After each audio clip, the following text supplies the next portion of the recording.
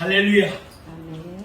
오늘은 베드로전서 4장 7절에서 11절 말씀을 보므로 만물의 마지막이 가까웠으니 라는 제목으로 말씀의 은혜를 나누겠습니다.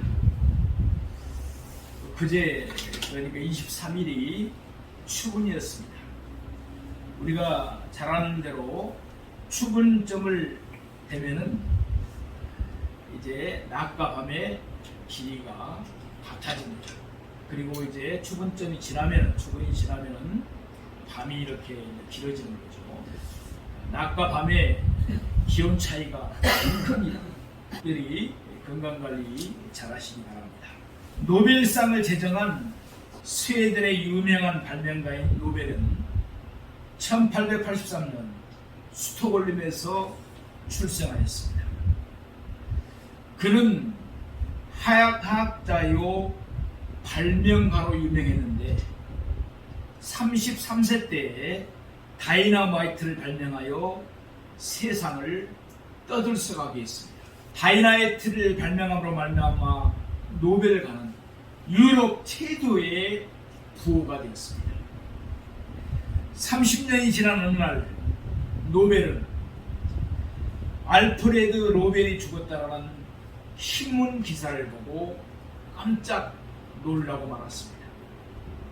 사실은 노벨이라는 이름을 가진 다른 사람이 죽었는데 프랑스 신문 기자가 그를 발명가 노벨인 것처럼 착각하여 잘못된 기사를 내보낸 것입니다.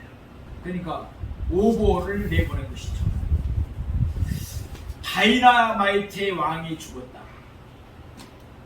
죽음의 사업가, 파악의 발명가가 죽다 라는 신문 머리 기사를 본 노벨은 많은 생각을 하게 됩니다. 지금 내가 살아있기 망정이니 정말 죽었다면 이 기사처럼 되지 않았겠는가. 오늘이라도 내가 죽는다면 사람들은 나를 어떻게 평가하겠는가. 이런 오버된 신문 보도를 하면서 노벨은 자신의 인생을 다시금 되돌아보게 됩니다. 노벨은 다이나마이트로 모은 전 재산을 생명을 살리는 일에 쓰기로 결심했습니다. 그는 모든 재산을 다 내어놓았습니다. 그리하여 과학의 진보와 세계 평화를 염원한 노벨의 유언에 따라 스웨덴 과학 아카데미에 기부한 막대한 유산을 기금으로 하여 1901년부터 노벨상 제도가 실시되었던 것입니다. 우리나라에도 고 김대중 대통령께서 노벨 평화상을 수상하신 적이 있죠. 자, 오늘 본문 베드로전서 4장 7절 전반부 말씀을 보시겠습니다. 만물의 마지막이 가까이 왔으니. 만물은 시작이 있고 끝이 있습니다. 우리 인생도 태어날 때가 있고 죽을 때가 있습니다. 종말을 크게 둘로 나눌 수가 있습니다. 예수님이 재림하셔서 이 세상을 심판하게 되는 끝나는 날, 그것을 우리는 우주적인 종말이라고 할 수 있습니다. 그리고 각자 인생을 죽음으로 마치는 날, 그것을 개인적인 종말이라고 할 수 있습니다. 각 사람에게 아직은 우주적인 종말이 오지 않았다 할지라도 누구나 예의 없이 인생은 개인적인 종말의 날을 맞이하게 되어 있습니다. 여기에서 굳이 종말의 날이라고 말하는 것은 더 이상의 기회가 없기 때문에 그렇습니다. 살아있을 때 예수를 믿을 것, 올바르게 살 것, 아무리 후회해봐도 소용이 없습니다. 사람은 자신이 언제 죽을지 알지 못합니다. 그러므로 오늘이 나의 마지막 날이 될지 모른다고 생각하면서 살아가는 사람이 참으로 지혜로운 사람인 것입니다. 신약 성경을 보면 마지막 때에 대한 언급이 무려 300회 이상이나 언급되고 있습니다. 성경의 25절마다 한 번씩 나오는 꼴입니다. 이처럼 성경에서 마지막에 대한 말씀이 반복되어 등장하고 있는 이유는 언제나 마지막이 가까웠음을 알고 사는 것이 매우 중요하기 때문에 그렇습니다. 만물의 마지막은 말세, 예수님이 재림하셔서 이 세상을 심판하시는 날, 즉 우주적인 종말을 말합니다. 이날 세상 사람들은 심판받고 멸망하게 되지만 예수 믿는 사람들은 영광을 얻게 될 줄로 믿습니다. 우리가 그날을 그토록 기다리는 것은 모든 고생이 끝나고 주님을 모시고 영원히 살게 되기 때문에 그렇습니다. 지금은 만물의 마지막이 가까웠음이 분명합니다. 세상을 봐도 그렇습니다. 세상 사람들도 말세라고 말합니다. 제약이 크게 달하는 것을 보아도 그렇습니다. 매년 한량과 재난이 점점 심해지는 것을 보아도 우리가 알 수가 있습니다. 이것은 마지막이 가까웠으니 정신 차리고 살라는 하나님의 사인인 것입니다. 우리 베드로후서 3장 10절 말씀을 보면 그러나 주의 날이 도둑같이 오리니 그날에는 하늘이 큰 소리로 떠나가고 물질이 뜨거운 불에 풀어지고 땅과 그 중에 있는 모든 일이 드러나리로다 라고 말씀합니다. 주님의 재림을 기다리면서 우리는 그날을 기쁨으로 맞이할 수 있는 준비를 갖추어 가야만 합니다. 만물의 마지막이 가까웠으니 이 말씀에 우리가 무엇으로 준비를 해야 할까요? 오늘 본문 말씀을 보면서 상고해 보겠습니다. 첫 번째로는 정신을 차리고 근신하여 기도해야 됩니다. 오늘 베드로전서 4장 7절 하반절 말씀을 보시겠습니다. 그러므로 너희는 정신을 차리고 근신하여 기도하라. 아멘. 만물이 마지막에 가까운 이때에 기도 생활이 얼마나 중요한지 모릅니다. 베드로전서 5장 8절에서 9절을 말씀합니다. 근신하라 깨어라 너희 대적 마귀가 오는 사자같이 두루다니며 삼킬 자를 찾나니 너희는 믿음을 굳건하게 하여 그를 대적하라. 이는 세상에 있는 너희 형제들도 동일한 고난을 당하는 줄을 압니다. 아멘. 여기에서 우리는 이 말씀에 정신을 차리고 근신하여 깨어 기도하면서 살아야 하는 이유를 깨닫게 됩니다. 그것은 온수 마귀가 자기 때가 얼마 남지 않은 것을 알고 오는 사자같이 두루다니며 삼킬 자를 찾고 있기 때문에 그렇습니다. 그러므로 우리는 정신을 차리고 근신하여 깨어 기도해야 될 줄로 믿습니다. 마귀와 싸워 이기는 그런 길은 오직 기도밖에 없습니다. 우리의 힘으로는 마귀를 이길 수가 없습니다.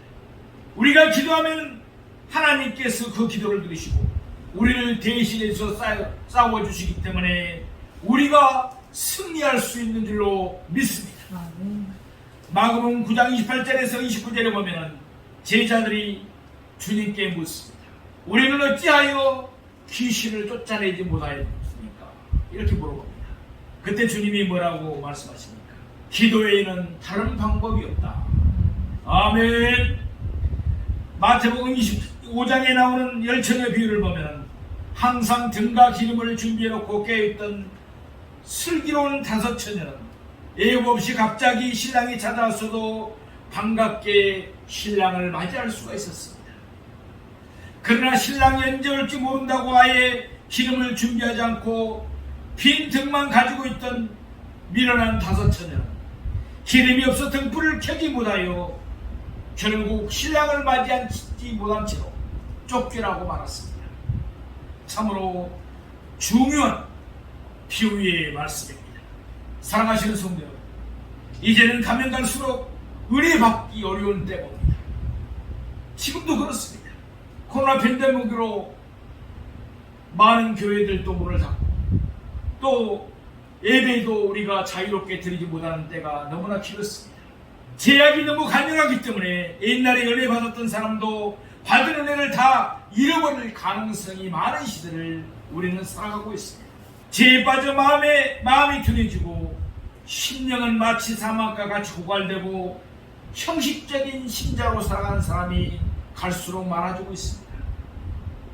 이런 사람들이 사는 길은 정신을 차리고 근신하여 기도하는 길밖에 없는 줄로 믿습니다.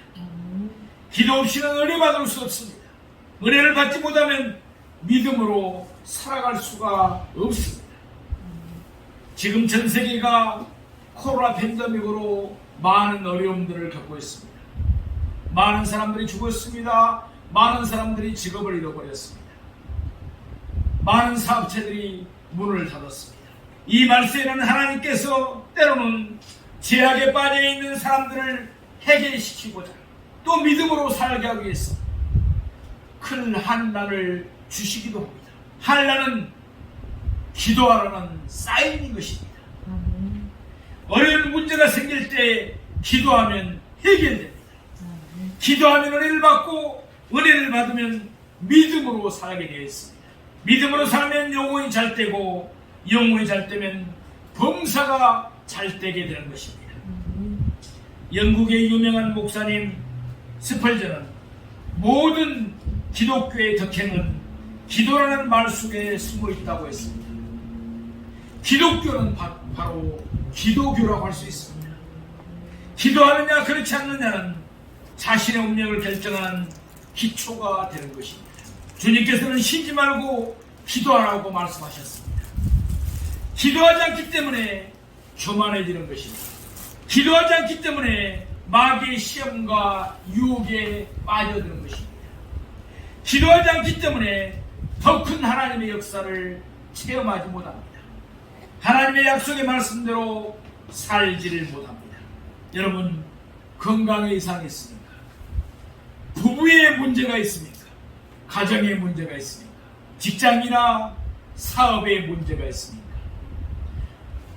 기도하는 하나님의 사인입니다.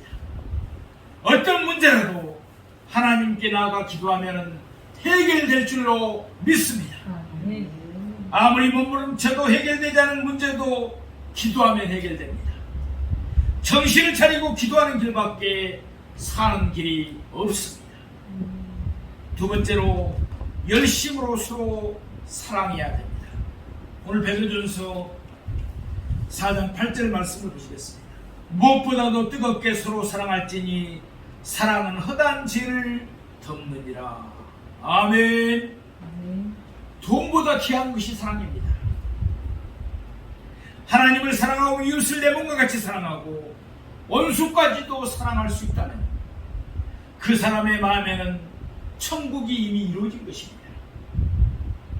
마태복음 24장 12절에 보면은 말세에는 불법이 성함으로 많은 사람들의 사랑이 식어지리라고 했습니다.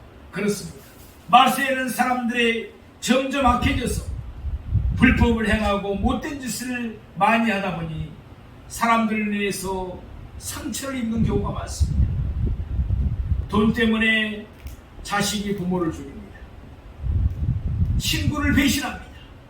이 말세에 많은 문제들이 발생되고 있는 것을 우리는 매스컴을 통해서 듣고 봅니다. 또 여러 가지 문제들로 골치 아픈 일들이 자꾸 생기다 보니 남들에게 관심을 갖는 일이나 사랑하는 일에 몹시 주저하게 됩니다. 자연히 사랑이 식어지게 되는 것입니다. 사람들은, 특히 자본주의를 사는 사람들은, 우리들은 경제 사정만 좋아지면 잘 살게 되는 줄 알았는데 그렇지가 않습니다. 인간들이 악해지면 잘 살수록 부패하고 이 사회는 지옥이 되고 맙니다. 차라리 돈이 없어도 따뜻한 사랑이 있으면 행복할 수가 있습니다. 사랑은 허다한 죄를 덮어주는 것입니다. 그런데 오늘날 사람들은 하나님을 사랑하고 이웃을 사랑한다고 하면서도 용서하지 않습니다. 용서하지 못하게 하는 것, 그거 마귀가 하는 일입니다. 그렇기 때문에 마귀한테 속아서 용서하지 못합니다. 우리는 사랑함으로 죄를 덮어주고 용서해 줘야 합니다. 사랑이 커지면 웬만한 죄는 다 용서할 수가 있고 웬만한 허물도 다 용납하고 덮어줄 수가 있습니다. 사랑은 성도들의 마크이고 최우선적인 일인 것입니다. 잠언서 10장 12절에 보면 미움은 다툼을 일으켜도 사랑은 모든 허물을 가리느니라 라고 말씀합니다. 요한복음 10장 34절에서 35절에 보면 새 계명을 너희에게 주노니 서로 사랑하라. 내가 너희를 사랑하는 것 같이 너희도 서로 사랑하라. 너희가 서로 사랑하면 이로써 모든 사람이 너희가 내 제자인 줄 알리라. 아멘. 우리 주님께서도 우리에게 새 계명을 주셨는데 그것은 서로 사랑하라는 것입니다. 사랑 없는 가정은 메마른 가정입니다. 사랑 없는 교회는 죽은 공동체입니다. 사랑 없는 교인들의 모습 때문에 전도의 문이 막혀버리는 것입니다. 우리가 다른 것은 다 잃어버릴지라도 사랑만을 잃어버려서는 안 됩니다. 사랑을 잃는 것은 모든 것을 잃는 것입니다. 사랑을 잃어버린 인간은 더 이상 인간이 아닙니다. 사랑을 잃어버리면 이 세상은 지옥입니다. 교회도 마찬가지입니다. 아무리 세상이 험하고 악해도 한란이 많아도 사랑을 잃어버리면 안 됩니다. 사랑만 있으면 생명의 운동이 일어납니다. 역사가 일어나는 것입니다. 그러므로 말세에는 열심히 서로 사랑해야 됩니다. 독일의 소설가 시인인 헤르만 헤세는 사랑하는 것은 사랑받는 것보다 더 아름답고 행복하다고 했습니다. 누군가가 나를 사랑하고 있다는 사실보다 내가 누군가를 사랑하고 있다는 것이 더 행복하고 아름답습니다. 우리가 이렇게 서로 사랑하려고 하면 성령의 충만함을 받아야 하고, 성령의 충만함을 받기 위해서는 정신을 차리고 깨어 기도해야 될 줄로 믿습니다. 세 번째로는 선한 청지기로서 서로 대접하기에 힘써야 합니다. 베드로전서 4장 9절의 10절 말씀입니다. 서로 대접하기를 원망 없이 하고 각각 은사를 받은 대로 하나님의 여러 가지 은혜를 맡은 선한 청지기같이 서로 봉사라. 아멘. 대접을 잘하는 것은 사랑의 은사입니다. 대접할 수 있는 것도 복입니다. 대접하고 싶어도 가진 것이 없으면 할 수가 없습니다. 대접을 할 수 있게 하신 하나님께 감사해야 됩니다.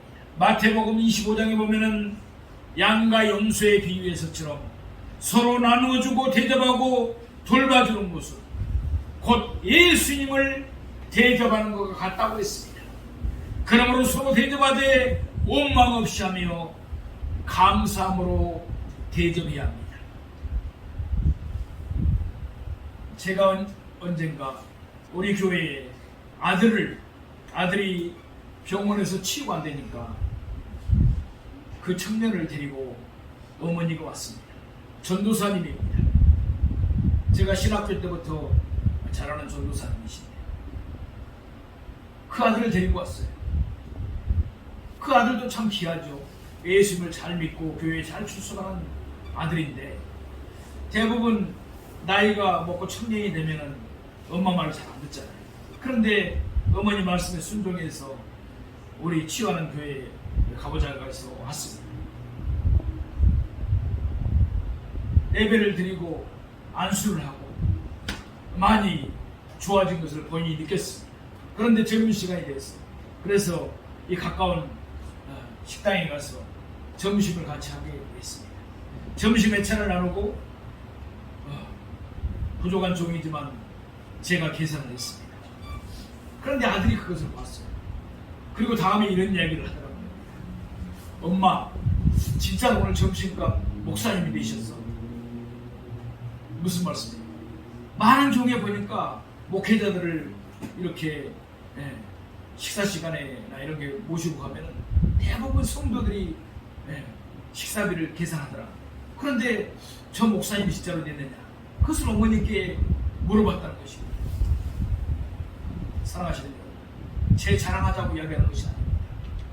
우리는 먼저 남을 대접하고 섬길 줄 알아야 될 줄 믿습니다. 주님도 대접하러 들어온 것이 아니라 섬기러 오셨다고 하셨기 때문입니다. 주님이 하셨다면 우리도 그 본을 받아야 될 줄로 믿습니다. 주님 앞에 갔을 때 칭찬 듣고 밀건 상급받고 땅에 사는 동안도 100배 축복을 그렇게 되면 받을 줄로 믿습니다. 대접을 잘하는 것은 보통의 은사가 아닙니다. 주님께서도 마태복음 7장 12절 말씀에 그러므로 무엇이든지 남에게 대접을 받고자 하는데도 너희도 남을 대접하라. 이것이 율법이요 선지자니라 라고 말씀하셨습니다. 히브리서 13장 1절에서 2절 말씀에도 형제 사랑하기를 계속하고 손님 대접하기를 잊지 말라. 이로써 부지 중에 천사들을 대접한 이들이 있었느니라 라고 말씀합니다. 성경 말씀에 보면은 섬김을 잘하고 대접을 잘해서 축복받은 신뢰들이 너무나 많이 나와 있습니다. 아브라함은 천사들을 잘 대접해서 노년에 하나님의 약속대로 아들 이삭을 얻었습니다. 룻은 두 천사를 대접함으로 하나님의 심판을 면할 수가 있었습니다. 리브가는 아브라함과 아브라함의 늙은 종과 낙타들을 대접함으로 이삭을 신랑으로 얻었습니다.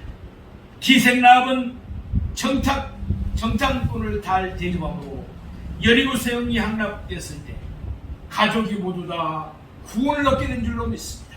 사르밧 가부는 엘리야 선지자를 잘 대접함으로 가뭄이 끝날 때까지 통의 가루와 병의 기름이 없어지지 않는 축복을 받았습니다.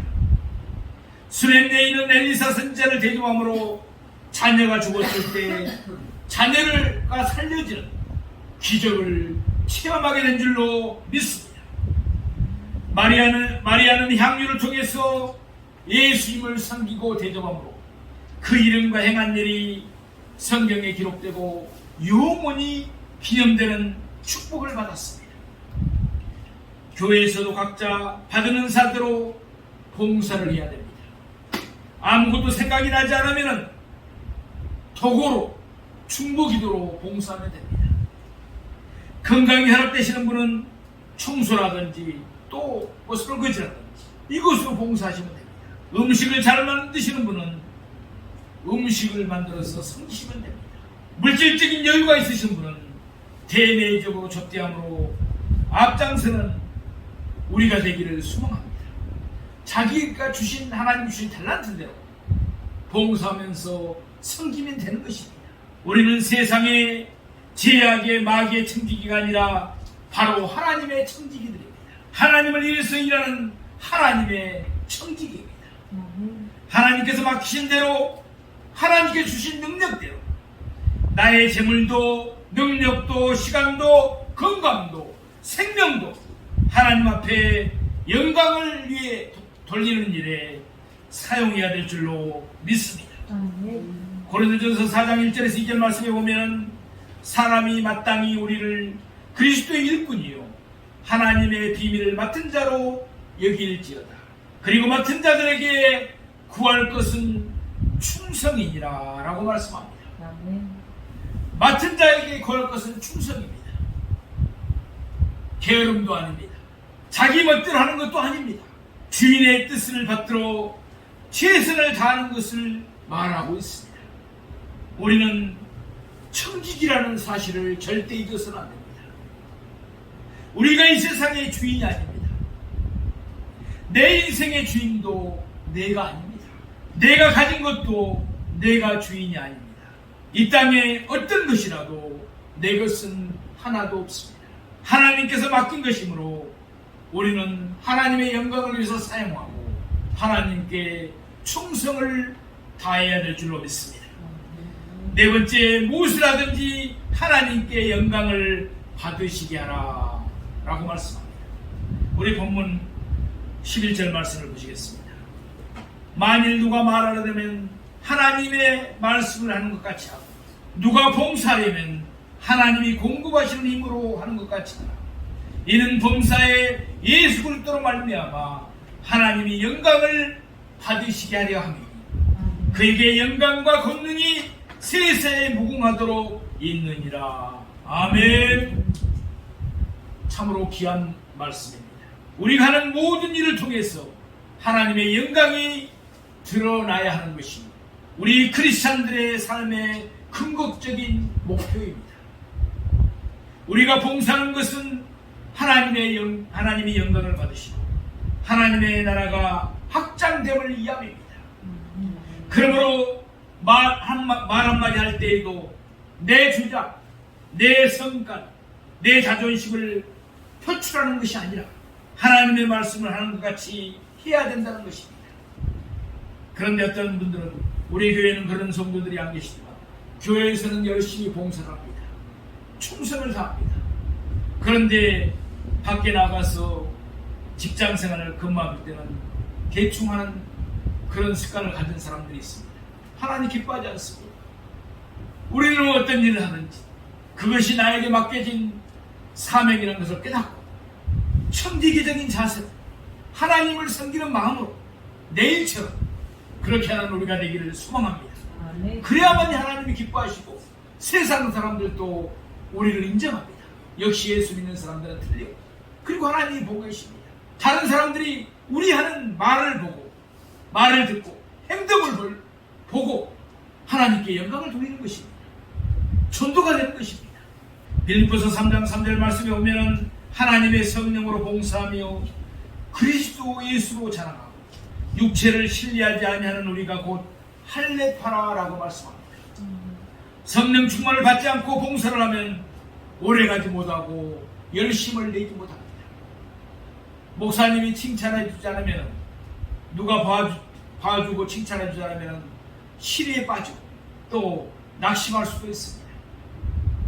골로새 3장 17절 말씀에 보면 또 무엇을 하든지 말이나 일이나 다 주 예수의 이름으로 하고 그를 힘입어 하나님 아버지께 감사라고 하셨습니다. 하나님 주시는 힘으로 해야 됩니다. 내 얼굴 나타내려고 하지 말아야 됩니다. 내 체면 살리고자 하지 말고 하나님의 영광이 드러나도록 생각하고 행해야 될 줄로 믿습니다. 이것이 선한 청지기의 모습인 것입니다. 특별히 봉사를 잘하는 분들이 명심해야 할 덕목은 겸손입니다. 무슨 일을 하든지 겸손해야 됩니다. 그래야만이 하나님의 영광을 받으시고 또 사람들도 칭찬하게 되어 있습니다. 사랑하시는 성도 여러분, 우리는 언제나 오늘이 마지막 날이라고 생각하며 살아야 합니다.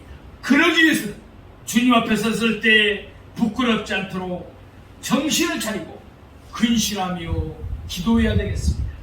이제 가을이 왔습니다. 특별히 좋은 계절입니다. 성경 보기도 좋습니다. 기도하기도 좋은 계절입니다. 기도로 날마다 승리하기를 소망합니다. 열심히 서로 사랑하고 대접하기를 힘쓰며 선한 청지기 같이 봉사하고 무엇을 하든지 하나님의 영광을 받으시도록 하는 우리 모두가 되기를 주님의 이름으로 축원드립니다. 기도하겠습니다.